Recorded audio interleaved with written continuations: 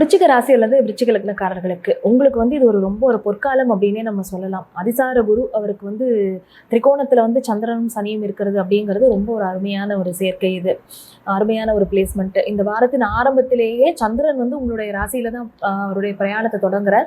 வாரத்தினுடைய இறுதியில அவர் மகர ராசிக்குள்ள போறார். உங்களுடைய 3ஆம் இடத்துல அவர் இருப்பார். அப்ப இந்த இடங்கள் எல்லாமே குரு பார்வையில தான் இருக்கு. உங்க லக்னத்து ராசியையும் பார்க்கிறார், 3ஆம் இடத்தையும் அவர் பார்க்கிறார், 5ஆம் இடத்தையும் பார்க்கிறார்.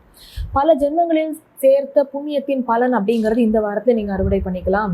குலதெய்வ வழிபாடு அழகா எடுத்து பண்ணுங்க. பூர்வீக இடத்துல இருந்து உங்களுக்கு ஏதாவது ஒரு செய்தி வரும், கோவிலுக்கு கைங்கரியம் பண்றதுக்கு வாய்ப்புகள் கிடைச்சா பண்ணுங்க. ஒரு தடவை குலதெய்வ கோவிலை முடிஞ்சா போய் பார்த்துட்டு வாங்க. குலதெய்வம் நம்மளுடைய பரம்பரையே காத்ததுன்னு நம்ம சொல்றோம் இல்லையா?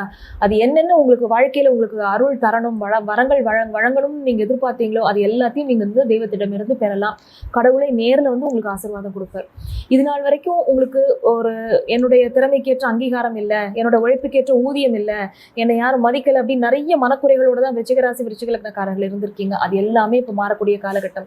ஏன்னா 4ல் இருக்கக்கூடிய ராகுவோ 5ல் இருக்கக்கூடிய சனியோ உங்களுக்கு அப்படி ரொம்ப ஒரு நல்ல பலன்லாம் கொடுத்துடல. ஒரு சொத்து சேர்க்கையை கொடுத்தாரு, ஆனா பெரிய கடனா நீங்க வாங்கி முழிச்சு நிக்கிறீங்க. இப்போ அந்த மாதிரி விஷயங்கள்ல இருந்து எல்லாம் உங்களுக்கு ஓரளவு சமாளிச்சுக்க கூடிய அளவுல ஒரு மனசுக்கு ஒரு ஆறுதலான சம்பவங்கள் எல்லாமே நடக்கும்.